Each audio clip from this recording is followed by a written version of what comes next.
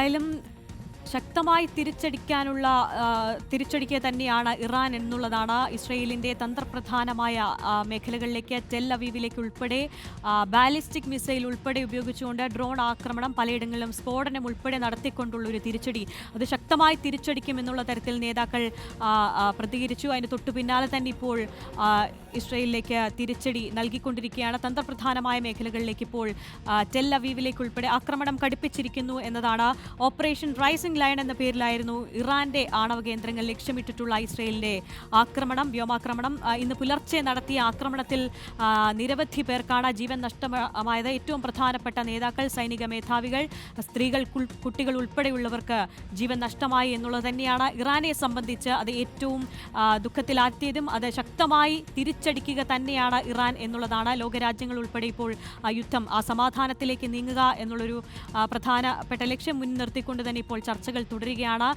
എന്താകും എന്നുള്ളൊരു സാഹചര്യം തന്നെ കൃത്യമായി നിരീക്ഷിച്ചുകൊണ്ടിരിക്കുന്നു ലോകരാജ്യങ്ങൾ എന്നുള്ളത് തന്നെയാണ്. അമേരിക്ക ഒഴിച്ചുള്ള രാജ്യങ്ങൾ എന്തായാലും യുദ്ധം അവസാനിപ്പിക്കണം എന്നുള്ളൊരു നിലപാടിൽ തന്നെയായിരുന്നു.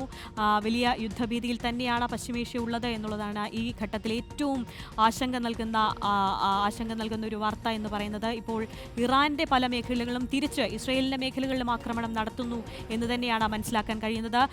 സായി, ഇപ്പോഴും ഡ്രോൺ ആക്രമണം തുടരുന്നുണ്ട് എന്നാണോ മനസ്സിലാക്കേണ്ടത്? വിവരങ്ങൾ പ്രകാരം അങ്ങേയറ്റം ആശങ്കപ്പെടുത്തുന്ന വിവരങ്ങൾ ഇപ്പോൾ പുറത്തു വന്നുകൊണ്ടിരിക്കുകയാണ്. ടെൽ അവീവ് സെൻട്രലടക്കം മിസൈലുകൾ പതിച്ചതായി പല ആളുകളും ഇപ്പോൾ പറയുന്നുണ്ട്. നിരവധി ആളുകൾക്ക് പരിക്കേറ്റതായുള്ള റിപ്പോർട്ടുകളും ഇപ്പോൾ വരികയാണ്. അതായത് ഇറാന്റെ പരമോന്നത നേതാവ് ആയത്തുള്ള ഖൊമൈനി ടെലിവിഷനിലൂടെ രാജ്യത്തെ അഭിസംബോധന ചെയ്ത് തങ്ങളെ ആക്രമിച്ച ശത്രു രാജ്യത്തെ മുട്ടുകുത്തിക്കും എന്ന പ്രഖ്യാപനം നടത്തി ഏതാനും മിനിറ്റുകൾക്കകമാണ് ഇപ്പോൾ ഇസ്രയേലിന് നേരെ ആക്രമണം ഉണ്ടായിരിക്കുന്നത് എന്നുള്ളതാണ്. അപ്പോൾ കൃത്യമായി അവരുടെ പദ്ധതി അവർ നടപ്പിലാക്കുകയാണ്. ടെൽ അവീവ് സെൻട്രലടക്കം മിസൈലുകൾ പതിച്ചതായിട്ടുള്ള റിപ്പോർട്ടുകൾ ഇപ്പോൾ വരികയാണ്.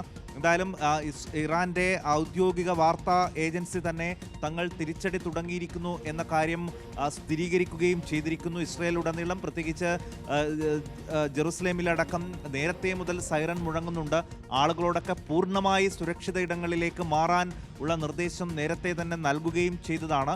ഇപ്പോൾ ടെൽ അവീവിലേക്ക് തന്നെ ഇറാൻ അവരുടെ തിരിച്ചടി ടെൽ അവീവിൽ തന്നെ ആരംഭിച്ചിരിക്കുന്നു എന്ന് പറയുമ്പോൾ അവരും കരുതിക്കൂട്ടി തന്നെയാണ് തങ്ങൾക്കുണ്ടായ നഷ്ടത്തിന് എല്ലാ തരത്തിലുമുള്ള തിരിച്ചടി നൽകാൻ ഇറാനും ഒരുങ്ങിയിരിക്കുന്നു എന്നുള്ളതാണ് ഇപ്പോഴത്തെ ഇറാന്റെ ഈ ഒരു മറുപടി കാണുമ്പോൾ നമുക്ക് മനസ്സിലാവുക. അപ്പോൾ ഇത് ഏത് രീതിയിലേക്ക് കാര്യങ്ങൾ പോകും? ഏകദേശം 7 ആളുകൾക്കൊക്കെ ഇപ്പോഴത്തെ ഈ മിസൈൽ ആക്രമണത്തിൽ പരിക്കേറ്റിട്ടുണ്ട് എന്ന ചില റിപ്പോർട്ടുകൾ ഇപ്പോൾ ആദ്യഘട്ടത്തിൽ വരികയാണ്. പക്ഷെ അതിൻ്റെ വ്യാപ്തി എത്രത്തോളം ഉണ്ട് എന്നുള്ളത് സംബന്ധിച്ചുള്ള കൂടുതൽ വിവരങ്ങൾ നമുക്ക് കുറച്ചു നേരം കൂടി കാത്തിരിക്കേണ്ടി വരും.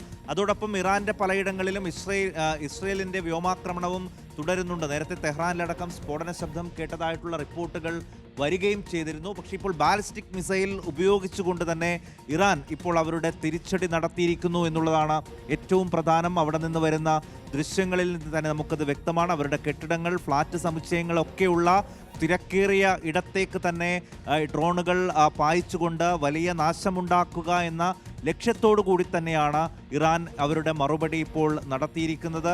പശ്ചിമേഷ്യയിലാകെ ഒരു അശാന്തി നിറഞ്ഞ സാഹചര്യത്തിലേക്ക് കാര്യങ്ങൾ പോകുമോ എന്നുള്ളതാണ് ഇപ്പോൾ ആശങ്കപ്പെടുന്നത്. ഇപ്പോൾ UN അടക്കമുള്ള ഏജൻസികളും ആഴത്തിൽ ഈ വിഷയം പരിശോധിച്ചുകൊണ്ടിരിക്കുന്നു. ഇറാൻ ഇസ്രയേൽ വിഷയമാണ് അവർ പരിശോധിക്കുന്നത്. ഏത് വിധത്തിൽ ഒരു പരിഹാരത്തിലേക്ക്, രമ്യതയിലേക്ക് ഇതിനെ കൊണ്ടുചെന്നെത്തിക്കാം എന്നാണ് ഇരു രാജ്യങ്ങളെയും അതിലേക്ക് കൊണ്ടുചെന്നെത്തിക്കാനുള്ള ചർച്ചകളാണ് ഇപ്പോൾ UN-ലും നടക്കുന്നത്. എന്തായാലും നമുക്ക് കാത്തിരിക്കാം ഏത് വിധത്തിലാണ് ഇപ്പോൾ ഇത് നടക്കുന്നത്. വളരെ പെട്ടെന്ന് തന്നെ ഒരു പരിഹാരത്തിലേക്ക്, രമ്യതയിലേക്ക് ഇത് എത്തുമോ എന്നുള്ളതാണ് ഇനി അറിയേണ്ടത്. കാര്യങ്ങൾ എത്രയും വേഗം ഒരു സമാധാനത്തിലേക്ക്. ഇപ്പോൾ ഈ മിസൈലുകൾ പതിച്ച കെട്ടിടത്തിൻ്റെ അവശിഷ്ടങ്ങളാണ് എന്ന് തോന്നുന്നു ഇപ്പോൾ ദൃശ്യങ്ങളിൽ. വലിയ ഇപ്പോൾ അന്തർദേശീയ മാധ്യമ ഏജൻസികളായ റോയിറ്റേഴ്സ് അടക്കം അവിടെ നിന്ന് നൽകുന്ന ദൃശ്യങ്ങളാണ് ആര്യ. നമുക്ക് ആ ദൃശ്യങ്ങൾ കാണുമ്പോൾ തന്നെ മനസ്സിലാകും അത്രമേൽ വലിയ കാഷ്വാലിറ്റീസ് ഉണ്ടാക്കിയിട്ടുണ്ട് എന്നുള്ളതാണ്. ടെൽ അവീവിൽ ഇറാന്റെ മിസൈലുകൾ പതിച്ച ഇടങ്ങൾ എന്നുള്ളതാണ് ഇപ്പോൾ റോയിറ്റേഴ്സ് നൽകുന്ന വിവരം. ഇസ്രയേൽ പ്രതിരോധ മന്ത്രാലയത്തിന് സമീപം തീപിടുത്തമുണ്ടായി, അത്തരത്തിലുള്ള റിപ്പോർട്ടുകളും ദേശീയ മാധ്യമങ്ങൾ അല്പസമയം മുമ്പ് റിപ്പോർട്ട് ചെയ്തിരുന്നു. അപ്പോൾ പ്രധാന കേന്ദ്രങ്ങൾ ലക്ഷ്യമാക്കിയിട്ടുള്ള ആക്രമണം, കരുതിക്കൂട്ടിയുള്ള ആക്രമണം എന്ന് തന്നെ വ്യക്തമാവുകയാണ് ഈ തിരിച്ചടിയിലൂടെ.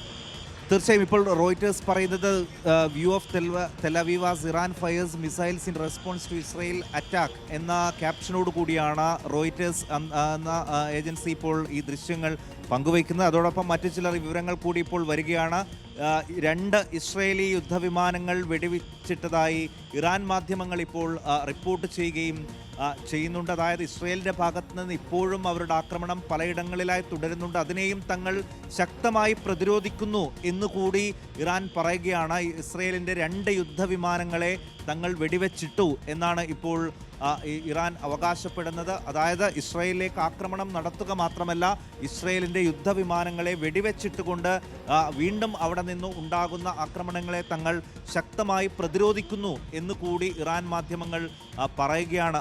അങ്ങനെയാണെങ്കിൽ കുറെ കൂടി ഗൗരവത്തിലേക്ക് ഈ സംഭവങ്ങൾ പോവുകയാണ്. ഒരുപക്ഷെ ഇറാന്റെ തിരിച്ചടി ഉണ്ടാകും എന്ന് ഏറെക്കുറെ ഉറപ്പായിരുന്നു. പക്ഷെ അത് എപ്പോൾ എന്നുള്ളത് മാത്രമായിരുന്നു എല്ലാവരും ആശങ്കപ്പെട്ടിരുന്നത്. പക്ഷെ അവർ അതിന് അധികം സമയം കാത്തു നിൽക്കുന്നില്ല. വളരെ പെട്ടെന്ന് തന്നെ ആ തിരിച്ചടിയിലേക്ക്, ആ മറുപടിയിലേക്ക് അവർ പോവുകയാണ്. ഇപ്പോൾ IRGCയെ കോട്ട് ചെയ്ത് അൽ ജസീറ പറയുകയാണ് ഇറാന്റെ തിരിച്ചടി അവർ ആരംഭിച്ചിരിക്കുന്നു എന്നുള്ളത്. ഇപ്പോൾ അവരുടെ മുതിർന്ന സൈനിക ഉദ്യോഗസ്ഥരുടെ അടക്കം പ്രതികരണങ്ങൾ വരികയാണ്.